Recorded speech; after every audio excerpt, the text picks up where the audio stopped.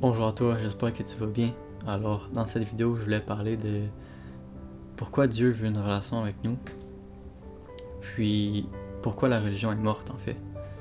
Alors vraiment, Dieu veut une relation avec toi.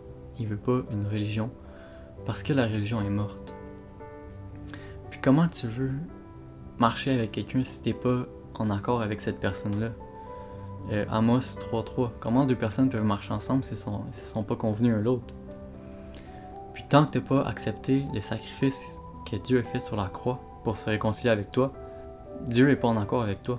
Alors comment tu veux marcher avec Dieu si un des deux est pas en accord avec l'autre? Et puis vraiment, les religions sont mortes. Dieu veut pas une religion, c'est la raison même pourquoi Jésus est mort sur la croix. C'est pour enlever le fardeau qu'on avait sur nos épaules, qui était la loi en fait. Avant, on devait marcher selon plein de lois. Puis c'était... Comment expliquer la loi? Quand tu marches selon la loi, c'est comme de dire, tu vois quelqu'un qui marche dans la rue, puis il échappe quelque chose par terre, puis tu te rends compte qu'il y a une loi qui dit si quelqu'un échappe quelque chose par terre, tu peux l'amener, tu peux lui donner une amende en fait. Tu vois quelqu'un qui échappe quelque chose par terre sans faire exprès, t'appelles la police, tu dis écoute, cette personne-là a échappé quelque chose par terre, venez l'arrêter. C'est un peu ça la loi, c'est comme un script sur un ordinateur qui roule, puis qui fait pas de cas du contexte, qui fait pas de cas de quoi que ce soit. La loi, c'est la loi. Si t'enfreins la loi, t'es coupable. Si tu l'enfreins pas, t'es pas coupable. Mais t'es comme un robot, en fait. T'es formaté, tu marches selon des lois. Puis c'est pas ça que Dieu veut pour nous. Puis c'est la raison même pourquoi Jésus-Christ est mort sur la croix. C'est pour nous libérer de la loi, c'est pour nous libérer de la condamnation qu'on avait sur nos épaules. Maintenant, mais l'alliance que je ferai avec la maison d'Israël, après ces jours-là, dit l'Éternel, je mettrai ma loi au-dedans d'eux, je l'écrirai dans leur cœur, et je serai leur Dieu, et ils seront mon peuple. Celui-ci n'enseignera plus à son prochain, ni celui-là à son frère en disant « Connaissez l'Éternel, car tous me connaîtront, depuis le plus petit jusqu'au plus grand, dit l'Éternel, car je pardonnerai leur iniquité, et je ne me souviendrai plus de leurs péchés. » Jérémie 31-33. Ce qui est important ici à retenir, c'est que, premièrement, c'est une prophétie de l'Ancien Testament qui prophétisait Jésus-Christ. Ce qui est important ici, c'est que tous me connaîtront.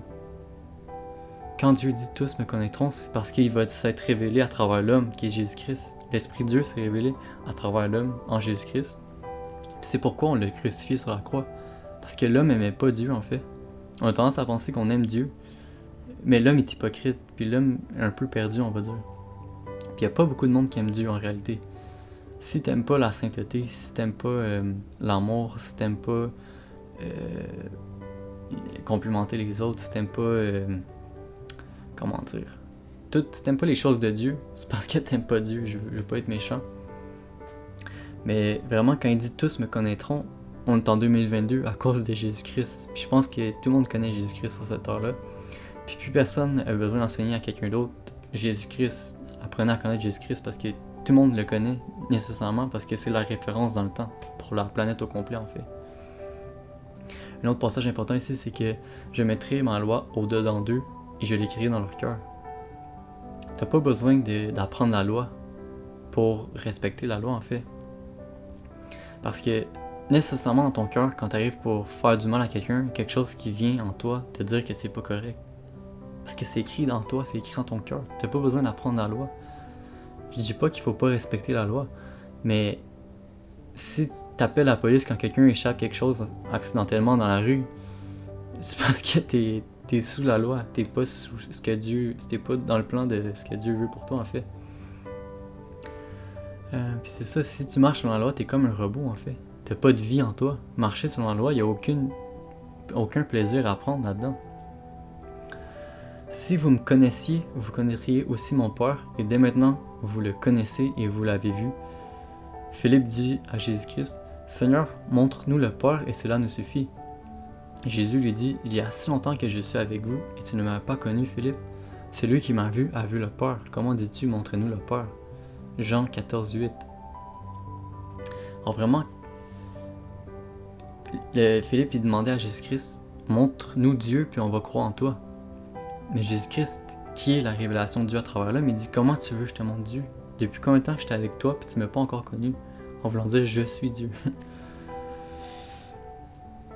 Puis, Vous allez aussi remarquer que le seul nom qu'on va blasphémer sur le nom qu'on va blasphémer les 3/4 du temps, c'est le nom du Seigneur. En fait, c'est Jésus-Christ qu'on va blasphémer. Maintenant, c'est une bonne question, c'est une bonne réflexion à avoir. Pourquoi c'est juste Jésus-Christ qu'on utilise pour blasphémer? Alors nécessairement, si le monde n'appartient pas à Dieu, si le monde appartient à Satan, puis le seul nom qu'on blasphème, c'est celui qu'on n'aime pas, de la même façon qu'on a crucifié Jésus-Christ sur la croix, alors on voit qu'il y a de la puissance dans le nom de Jésus-Christ. Nécessairement, si quelqu'un vient te déranger, puis il y a de la puissance sur toi, il vient t'affecter, il vient te fâcher, tu vas pas l'aimer en fait, mais de la même façon qu'on n'aime pas Jésus-Christ, parce qu'il y a de la puissance en lui. Quand il dit les démons tremblent devant le nom de Jésus-Christ, c'est pas des farces. Ok, il y a eu un bug, mais bon. J'ai dit le mot Jésus-Christ, puis mon ordi n'a pas aimé ça. Même mon ordi, il voit la puissance d'un nom de Jésus-Christ.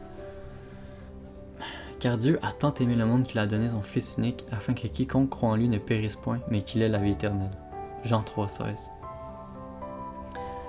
Dieu a tant aimé le monde qu'il a donné son Fils unique, afin que quiconque croit en lui ne périsse point. Ce que ça veut dire ici, c'est que par défaut, t'es voué à périr. À cause du péché, t'es voué à la perdition, t'es voué à l'enfer éternellement. Puis je ferai une vidéo peut-être sur l'enfer, parce qu'il y a du monde qui pense que l'enfer c'est long, mais c'est endurable. Mais l'enfer, c'est... Imaginez-vous votre pire cauchemar, fait fois 1000, puis ça s'approche un peu de c'est quoi l'enfer. Mais bon, je vais pas débarquer du sujet. Mais qu'il ait la vie éternelle. Parce que ce qu'il faut savoir, c'est que quand les personnes disent que tu meurs, t'arrêtes pas d'exister. Parce que si t'arrêterais d'exister, t'aurais aucun compte à rendre à personne, puis t'aurais pas de jugement. Mais tous auront à faire face au jugement, en fait. Puis s'il y aurait pas de jugement, le monde vivrait comme bon leur semblait, puis ça serait quoi le but de la vie, en fait? Tu pourrais juste tuer tout le monde, puis tu serais pas jugé. Ça serait vraiment bizarre. Mais c'est ça, que celui qui croit en lui ne périsse point. C'est ça qui est important à savoir ici. Car tous ceux qui s'attachent aux œuvres de la loi sont sous la malédiction. Car il est écrit, maudit est quiconque observe pas tous les commandements dans... Ah non. Maudit est quiconque n'observe pas tout ce qui est écrit dans le livre de la loi et ne les met en pratique. En voulant dire que si tu vis sous la loi, mais t'accomplis pas toute la loi parfaitement, ça sert à quoi?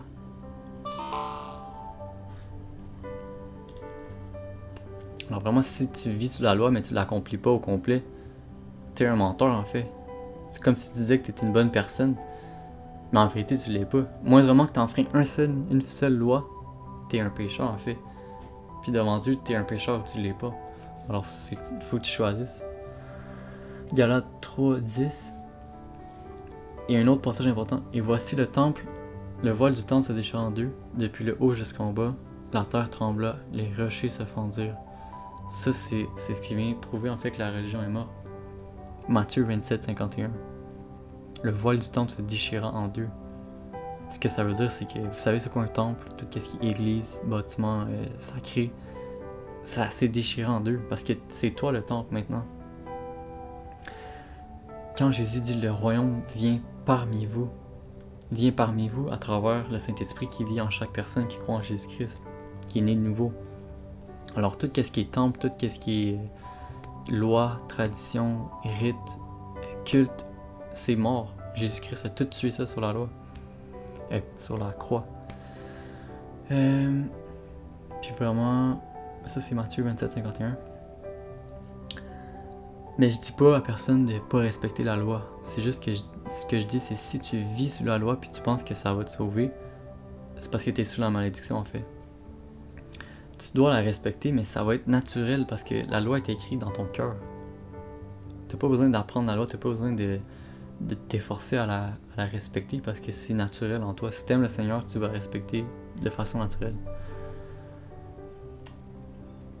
Maintenant, celui qui croit en lui n'est point jugé, mais celui qui ne croit pas est déjà jugé parce qu'il n'a pas cru au nom du Fils unique de Dieu.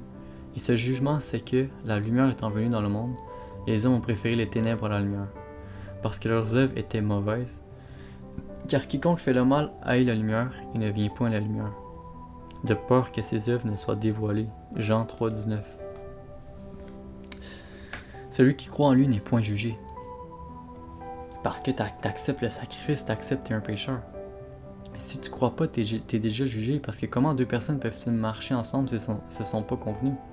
Si Dieu t'a envoyé la réconciliation, puis tu l'as pas accepté, penses-tu vraiment que tu vas aller au royaume des cieux? Comment tu peux communier avec Dieu si t'es pas réconcilié avec lui? Comment tu peux marcher avec quelqu'un dans la rue si c'est pas ton ami? Si t'es fâché avec une personne dans la rue, comment tu peux marcher avec cette personne-là? De la même façon, si t'as pas accepté le sacrifice que Dieu a fait pour toi, si quelqu'un meurt pour toi, puis tu continues à marcher comme si de rien n'était, en voulant dire que si Dieu s'est tué pour toi, puis toi tu continues à marcher puis tu t'en fous, penses-tu vraiment que tu vas aller au paradis? C'est comme si tu avais crucifié Dieu sur la croix en fait. Puis ce qui est important de savoir aussi, c'est que le jugement qui vient sur les hommes, c'est que la lumière est venue dans ce monde-là. En voulant dire Dieu est venu dans le monde, mais les hommes ont préféré tout ce qui est la loi, tout ce qui est les commandements, tout ce qui est les versets, tout ce qui est la culpabilité, tout ce qui est du monde en fait, tout ce qui est plaisir, sexe, religion. Les hommes ont préféré ça à la lumière. Puis ça va être ça le jugement qui va venir sur les hommes. C'est qu'ils ont préféré les choses vaines à Dieu en fait. Parce que leurs œuvres étaient mauvaises. Ils ne viennent pas à la lumière de peur que leurs œuvres ne soient dévoilées. Non, nécessairement quand tu marches dans la lumière, tout se sait. Quand tu es au royaume des cieux, tout le monde sait qu'est-ce que tu as fait dans ta vie, tout le monde sait si tu es une bonne personne ou tu l'es pas. Parce que la connaissance, bon je veux pas débarquer, mais au royaume des cieux, tu connais tout en fait. La connaissance est donnée à tout le monde. Tu n'as plus besoin d'aller à l'école. Bon, je suis pas allé au royaume des cieux, je pourrais pas vous dire à 100%, mais c'est ce que j'ai entendu. Jésus leur dit, en vérité, je vous le dis, je suis la porte des brebis. Tous ceux qui sont venus avant moi sont des voleurs et des brigands, mais les brebis ne les ont point écoutés. Je suis la porte, si quelqu'un entre par moi, il sera sauvé. Ce qui est important ici, c'est il sera sauvé. Ça implique que si tu rentres pas par cette porte-là, tu vas périr en fait. Puis, quand il dit tous ceux qui sont venus avant moi, c'est des voleurs et des brigands. Puis même tous ceux qui sont venus après Jésus-Christ, c'est des voleurs et des brigands aussi. Or ça, Jésus-Christ est le chemin. Quand il dit je suis le chemin, la vérité et la vie, c'est le chemin pour avoir une relation avec Dieu en fait. Puis, vraiment quand il dit l'âge est le chemin de la perdition, beaucoup entrent par là. Mais étroit est le chemin et resserré est le chemin qui mène à la vie, peu de personnes le trouvent. Vraiment, c'est parce que la lumière est venue dans le monde, puis les personnes ont préféré les ténèbres à la lumière. Mais bon, je sais que c'est quand même assez lourd comme message, mais tout ce qu'il faut savoir, qu'il faut retenir en fait, c'est que Dieu veut une relation avec toi, puis la religion c'est mort. Si tu penses encore que la religion c'est le chemin qui mène à Dieu, c'est parce que t'as pas pris la mise à jour en fait. Puis vraiment, si Dieu a écrit l'Ancien Testament, si on s'entend maintenant pour dire que c'est Dieu qui a écrit l'Ancien Testament, si on est sur le Nouveau Testament, nécessairement c'est Dieu qui est mort sur la croix pour qu'on soit sur le Nouveau Testament. Comment tu peux recevoir l'héritage de tes parents s'ils sont pas encore morts? Ça fait du sens. Comment tu peux passer au Nouveau Testament si la personne qui a écrit le Testament n'est pas décédée? Alors nécessairement que Jésus-Christ qui est mort sur la croix, c'est Dieu. Puis vraiment, il veut se réconcilier avec toi. C'est par Jésus-Christ que tu vas te réconcilier avec Dieu en fait. Bon, je pense que ça fait le tour. J'espère que c'était clair, j'espère que le message était bon. Mais je laisse le Seigneur parler à travers moi. Alors, continue ta marche avec le Seigneur. Puis si t'es pas encore en marche avec le Seigneur, je t'encourage à le faire. Puis si t'es un peu nouveau dans la foi, tu t'es probablement rendu jusqu'ici dans la vidéo pour comprendre ces choses-là, je t'encourage à aller voir la vidéo conseil pour les nouveaux dans la foi. Ça va vraiment être bénissant parce que le message est quand même très bon. Alors, si t'es pas dans ta marche avec le Seigneur, je t'encourage à le faire. Puis de faire confiance à Jésus-Christ dans toutes choses, pas avoir peur de quoi que ce soit. Et vraiment, je suis un peu moins dans les vidéos ces temps-ci parce que j'ai recommencé à travailler. Puis, ça roule pas mal. J'ai pas énormément de temps pour faire les vidéos, mais je m'efforce de vraiment faire une vidéo à chaque soir. Des fois, j'ai pas le temps d'en faire une, mais hier, j'étais juste trop fatigué. Mais bon, quand c'est pour Dieu, la fatigue ou pas, on s'efforce de faire toutes choses. Mais c'est ça. Bon restant de journée à toi. Sois béni et Amen.